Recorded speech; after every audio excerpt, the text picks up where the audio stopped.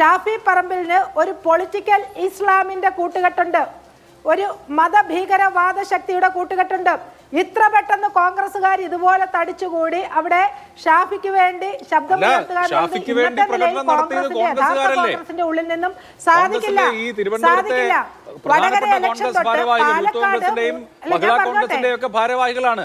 കോൺഗ്രസ് ഒരു സമരം നടത്തിയാൽ അതിലെന്താ പൊളിറ്റിക്കൽ ഇസ്ലാമിനൊക്കെ കാര്യം? കോൺഗ്രസ് നേതാവിനെ തടഞ്ഞ കോൺഗ്രസുകാർ സമരം നടത്തും, അതിലിപ്പോ എന്താ? അല്ല, നമുക്കറിയാം, കഴിഞ്ഞ ഒരാഴ്ചയിലധികമായി കേരളത്തിൽ സ്ത്രീകൾ നേരിടുന്ന അതിക്രമങ്ങളെ ചൊല്ലിയുള്ള പ്രതിഷേധമാണ് നടക്കുന്നത്. സ്വാഭാവികമായും സ്ത്രീകൾക്കെതിരെയുള്ള അതിക്രമങ്ങൾ വലിയ തോതിൽ ജനരോഷം ഉയർത്തേണ്ടതാണ് എന്നുള്ള കാര്യത്തിൽ സംശയമൊന്നുമില്ല. പക്ഷെ അത് രാഷ്ട്രീയ മുതലെടുപ്പിന്റെ കേവല രാഷ്ട്രീയ പോരിന്റെ നിലവാരത്തിലേക്ക് താഴുന്നുണ്ടോ? ഈ തെരുവ് യുദ്ധം യഥാർത്ഥത്തിൽ ഒരു പോസിറ്റീവ് പൊളിറ്റിക്സ്, അതല്ലെങ്കിൽ സ്ത്രീകളുടെ അവകാശ സംരക്ഷണം മുൻനിർത്തിയുള്ളതാണോ, അതോ വെറും രാഷ്ട്രീയമാണോ? വടകരയുടെ MP-യെ ഷാഫി പറമ്പലിനെ DYFI തടഞ്ഞതുമായിട്ട് ബന്ധപ്പെട്ട് അഭിപ്രായം പറയേണ്ടത് അവരാണ്. കാരണം അത് അവരുടെ രാഷ്ട്രീയമാണ്, അവരവിടെ പ്രവർത്തിച്ചത്. അത് മറുപടി പറയാൻ ഇവിടെ DYFIയുടെ CPM-ന്റെ പ്രതിനിധിയുണ്ട്.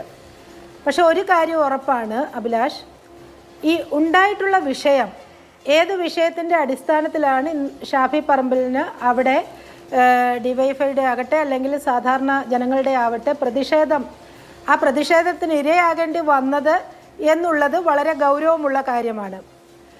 ഇവിടെ ഇപ്പോൾ അഭിലാഷ് സൂചിപ്പിച്ചതുപോലെ സ്ത്രീകളുടെ സുരക്ഷയെ സംബന്ധിച്ചുള്ള പ്രശ്നമാണോ എന്ന് ചോദിച്ചു. തീർച്ചയായിട്ടും അതെ. സ്ത്രീകളുടെ സുരക്ഷയെ സംബന്ധിച്ചുള്ള ഒരു പ്രശ്നം വരുമ്പോൾ കേവലം ഒരു ഗോവിന്ദച്ചാമി ചെയ്ത പ്രശ്നം, ആ പ്രശ്നത്തെ അതേ രീതിയിൽ നമ്മൾ നേരിട്ടു അല്ലേ? ഗോവിന്ദച്ചാമി എന്താണെന്ന് നമ്മൾ പറഞ്ഞു. അതേപോലെ ഒരു അവസ്ഥയിലേക്ക് ഈ കേരളത്തിൻ്റെ ഒരു ജനപ്രതിനിധി വരിക എന്ന് പറഞ്ഞു കഴിഞ്ഞാൽ ഇവിടെ സ്ത്രീ സുരക്ഷ എവിടെയാണ്, സ്ത്രീകൾക്കിവിടെ രക്ഷ എവിടെയാണ്, സ്ത്രീകളുടെ മാനം എവിടെ സംരക്ഷിക്കപ്പെടും എന്നുള്ള വളരെ ചിന്തനീയമായ ഒരു പ്രശ്നം കേരളത്തിൽ നിലനിൽക്കുന്നുണ്ട്. അപ്പോൾ അതിനെതിരെ പ്രതികരിക്കുക എന്നുള്ളത് ഒരു രാഷ്ട്രീയ പാർട്ടി അല്ലെങ്കിൽ പല രാഷ്ട്രീയ പാർട്ടികളും പല രീതിയിൽ പ്രതികരിച്ചെന്നിരിക്കും. അത് അവരുടെ വിഷയം, അവർ പ്രതികരിച്ചത് ആ രീതിയിലാണ്. അതെന്തുകൊണ്ട് പ്രതികരിച്ചു എന്നുള്ളത് അവർ അഭിപ്രായം പറയട്ടെ. പക്ഷേ ഷാഫി പറമ്പലിനെതിരെ പ്രതിഷേധിക്കുവാനുള്ള അവകാശം ഇവിടുത്തെ ജനങ്ങൾക്ക്, സാധാരണ ജനങ്ങൾക്കുൾപ്പെടെ ഉണ്ട്. കാരണം എന്താണ്? ഈ ഷാഫി പറമ്പലിൻ്റെ ഉത്തമ സുഹൃത്ത് അല്ലെങ്കിൽ സ്വന്തം സഹോദരനെ പോലെയാണ് രാഹുൽ മാങ്കൂട്ടത്തിലിനെ അവതരിപ്പിച്ചിട്ടുള്ളത്. ഷാഫിയുടെ ഷർട്ട് രാഹുലിടും, രാഹുലിൻ്റെ ഷർട്ട് ഷാഫിയിടും, ഒരുമിച്ച് ഒരു പായയിലാണ് ഉറങ്ങുന്നത്, ഒരു പാത്രത്തിൽ നിന്നാണ് ഭക്ഷണം കഴിക്കുന്നത്, എൻ്റെ സഹോദരനാണ്, ഞങ്ങൾ ഒന്നിച്ചാണ് എന്നൊക്കെ പറഞ്ഞ് വളരെ രസകരമായ രീതിയിലൊക്കെ ഇവിടെ കാര്യങ്ങൾ അവതരിപ്പിച്ചിട്ടുണ്ട്. അത്രയും ആത്മബന്ധമുള്ള ഒരാൾ, ആ ആൾ ഇങ്ങനെ ഒരു വലിയ വിവാദമല്ല, അദ്ദേഹം ചെയ്ത തെറ്റുകൾക്ക് പ്രായശ്ചിത്തമായി പാർട്ടിയിൽ നിന്നും പുറത്താക്കപ്പെട്ടു, പക്ഷേ MLA സ്ഥാനം രാജിവെച്ചിട്ടില്ല. ആ സ്ഥിതിയിൽ നിൽക്കുമ്പോൾ അതിന് അദ്ദേഹത്തെ പ്രാപ്തനാക്കിയിട്ടുള്ള ആളിൻ്റെ നേരെയും ജനങ്ങൾ ചോദ്യചിഹ്നം ഉയർത്തുമല്ലേ, വിരൽ ചൂണ്ടുമെന്നുള്ളത് യാഥാർത്ഥ്യമാണ്. പക്ഷേ ഇവിടെ മറ്റൊരു പ്രശ്നമുണ്ട്.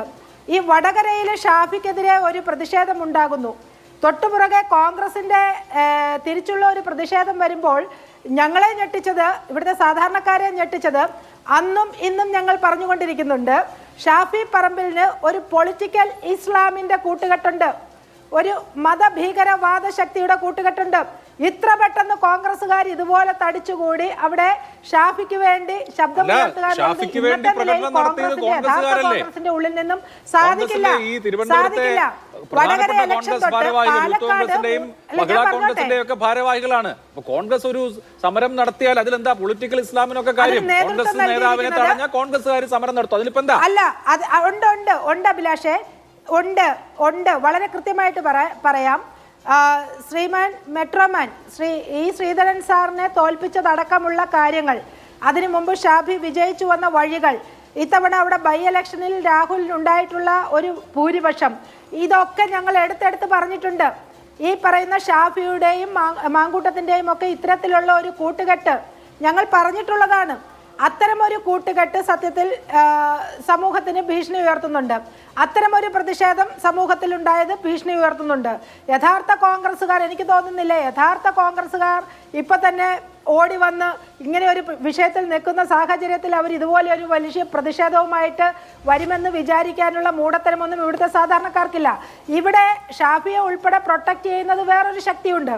ആ ശക്തി തന്നെയാണ് ഇവിടെ തെരുവിൽ ഇറങ്ങിയിരിക്കുന്നത് എന്നുള്ള കാര്യത്തിൽ സംശയമില്ല അഭിലാഷേ. ശരി, അത് വളരെ വ്യക്തവുമാണ്. അത് ബിജെപിയുടെ കാഴ്ചപ്പാടാണ്. എന്തായാലും ഇന്നലെ ഷാഫിക്ക് അനുകൂലമായി പ്രകടനം നടത്തിയ ആളുകളൊക്കെ നമുക്ക് കണ്ടാൽ അറിയാവുന്ന ആളുകളാണല്ലോ. അവർ ഇപ്പോഴൊന്നുമല്ല, ഏറെക്കാലമായി കോൺഗ്രസിന്റെ വിവിധ സംഘടനകളുടെ ഭാരവാഹിത്വത്തിൽ ഇരിക്കുന്ന ആളുകളാണ്. കേസെടുക്കപ്പെട്ട ആളുകളും അങ്ങനെ തന്നെയാണ്. ഇപ്പൊ കേരളത്തിൽ ഇപ്പോ കോൺഗ്രസിന്റെ ഒരു എംപിക്കോ MLA-ക്കോ വേണ്ടി സമരം നടത്താനൊക്കെ കോൺഗ്രസ്സുകാർ മതിയെന്നേ. അതിനിപ്പോ പുറത്തുനിന്ന് ആളുകളെ ഔട്ട്സോഴ്സ് ചെയ്യേണ്ട കാര്യമൊന്നുമില്ല. അതിനൊക്കെയുള്ള ശക്തി അവർക്കുണ്ട്. എന്തിനാ അപ്പൊ അങ്ങനെ അതൊക്കെ ഉണ്ട് അഭിലാഷേ. അതൊക്കെ വളരെ കൃത്യമായിട്ട് നടക്കുന്നുണ്ട്. അല്ലാതെ ഒരു സാധാരണ കോൺഗ്രസ്സുകാർ ഇപ്പൊ ആഹ്വാനം ചെയ്ത് അവര് സമരത്തിനിറങ്ങാനുള്ള മാനസികാവസ്ഥയിലാണെന്നൊന്നും ഞാൻ വിശ്വസിക്കുന്നില്ല. അവർക്കതിൽ നിന്ന് കോൺഗ്രസിന് രക്ഷപ്പെടണം എന്നുള്ള ആഗ്രഹമുണ്ട്, അത് സത്യമാണ്. പക്ഷെ ഇന്ന് ഈ കോൺഗ്രസിന്റെ അകത്തുനിന്നും കോൺഗ്രസ്സുകാർ ഉൾപ്പെടെ വിരൽ ചൂണ്ടുന്നത് രാഹുൽ മാങ്കൂട്ടത്തിന് നേരെ മാത്രമല്ല, ഷാഫിക്ക് ഉൾപ്പെടെയാണ്, ഷാഫിയുടെ നേരെ ഉൾപ്പെടെയാണ്. കാരണം എന്താണ്? ഇവിടെ കോൺഗ്രസിന്റെ ഇതുവരെ ഉണ്ടായിരുന്ന രീതികളെയൊക്കെ മാറ്റിമറിച്ചുകൊണ്ട് ഏതൊക്കെയോ അധികാര തിമർപ്പില് അധികാരം പിടിച്ചെടുക്കുക മുന്നോട്ട് ഒരു കൂട്ടമായിട്ട് ഷാഫിയെയും മാങ്കൂട്ടത്തെയും അവർ തന്നെ കാണുന്നുണ്ട്. ശരി.